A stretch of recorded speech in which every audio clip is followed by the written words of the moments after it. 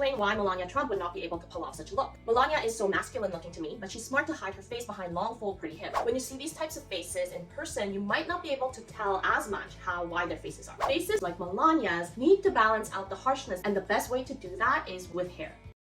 Welcome back. Today's topic is again inspired by one of your comments. Actually, it was 2 comments that inspired me. The comments came from my Halle Berry video about why she's able to pull off a pixie cut so well. So the first comment said this: can you explain why Melania Trump would not be able to pull off such a look? Melania is so masculine looking to me, but she's smart to hide her face behind long, full, pretty hair. It tricks others into thinking she's better looking than she is. And then another comment said, she, meaning Halle Berry, has a very feminine looking face, and that's why she can pull off the look, meaning a pixie cut. So these 2 comments got me thinking, looks or attractiveness aside, wouldn't it be interesting to talk about what really makes certain women look better with long hair or with short hair? And what does it mean to have masculine or feminine looking faces? I've already made a video on pixie cuts where I've talked about the faces that can pull off the hairstyle. So today I want to focus more on talking about the physical features that make a person more suitable for long hair. We'll also touch on the topic of the features that are associated with masculinity and femininity and how that affects your ability to pull off certain hairstyles. Lots of topics we're covering today and lots of tips along the way, so make sure to stay tuned till the end.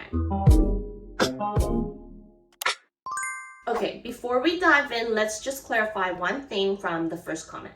I don't agree that Melania Trump hides behind her hair or that she tricks people. I agree that she's smart about her style because she knows what looks good on her. But that's different from hiding yourself or tricking people. I mean, in the end, we're all trying to find ways to make ourselves look better, whether it's with hair or with makeup or with clothing. So I don't think that knowing what looks good on you and applying that on yourself is a way of tricking people. You just know yourself better and there's nothing wrong with that. Okay, so now that I've clarified my stance on that comment, let's actually talk about what makes Melania look better with long hair. What stands out the most to me when it comes to Melania's face shape is her cheekbones. She has prominent cheekbones and they're especially wide in the sides. When we compare the vertical proportions of Melania and Halle Berry, you'll see what I mean when I say that Melania's cheekbones are especially wide. You can see how much wider the distance from Melania's outer corner of the eye to her hairline is compared to Halle's. I've actually brought up this point in my previous video on Jennifer Aniston about how your face can appear especially wide when the distance from the outer corner of the eye to the hairline is longer. This is especially true on camera.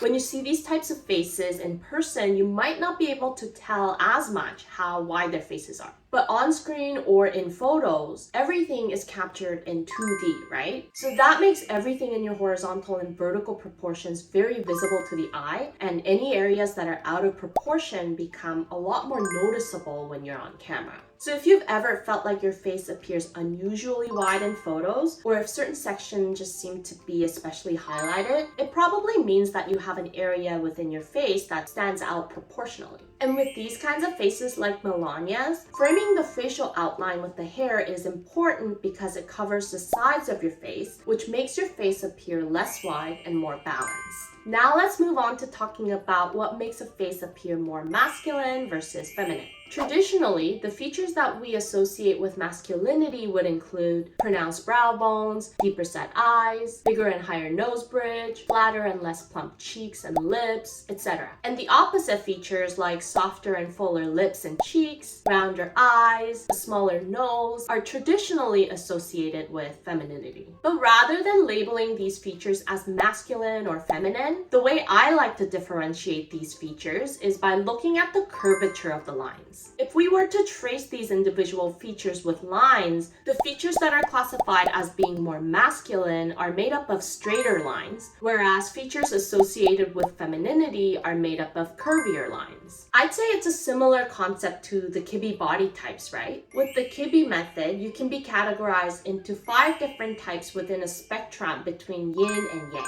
If you have more yin features, that means your features are softer and rounder, whereas yang features are more angular and sharp. So what I'm trying to explain by straight versus curvy lines is that exact same concept of yin and yang balance. Let's compare these two photos. I'm gonna use Anne Hathaway as an example this time because Anne looks great with short hair, and I think she has what we can generally agree as a very feminine looking face. Now, between these two photos, you can see how Melania's facial features are made up of straighter lines than Anne's. Melania has more angular cheekbones, the facial outline in the cheeks area is straighter, the shape of her lips is also straighter, and most importantly, the eyes. Anne has big and round eyes that slope downwards, whereas Melania has deep set eyes that are horizontally wide and they slope upwards. Faces that consist more of these straighter lines like Melania's need to balance out the harshness that's created by the sharp angles. And the best way to do that is with hair. Long, flowy hair that frames the face will soften these harsh lines and it balances the yin and yang elements. Faces like Anne Hathaway, Halle Berry, or Michelle Williams have facial features that are more so made up of curves. These kinds of faces have less of a need to use their hair to add softness to the look. If anything, short haircuts like a pixie cut actually helps adding a bit of edge to their otherwise very soft features. There are, of course, exceptions. Jamie Lee Curtis is a great example of someone who looks great with short hair, even though she has more of the yang elements in her face. And this is where your facial proportions will come back into play. Jamie has a very long and narrow face, and she also has a long philtrum. So she has a few elements in her face that will draw the eyes or the attention downwards. In this case, we want to remove the contrast created by the hair from her middle and lower thirds in order to draw the attention back up to her eyes. And a short haircut like a pixie cut will do exactly that. You can see how Jamie's face looks less long and our eyes are more drawn to her eyes in the left photo.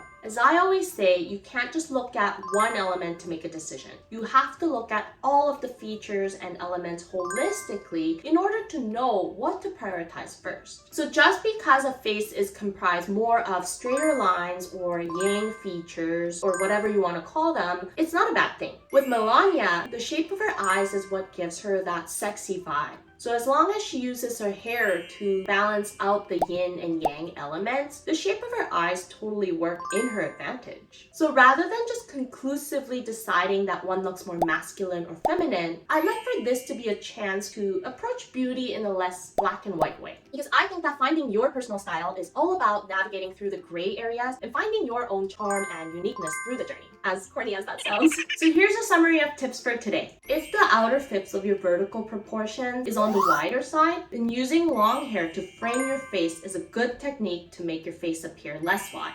Feminine and masculine features or yin and yang features can be differentiated by the curvature of the lines. Generally speaking, faces with less curvy features should use long hair to balance the boldness against the softness. There are always exceptions to these guidelines, and what's most important is to look at all features and proportions holistically to decide what to prioritize. If you found this video helpful, I would really appreciate it if you could press those like and subscribe buttons and take a look at this video next. Until next time, stay unique and stay gorgeous!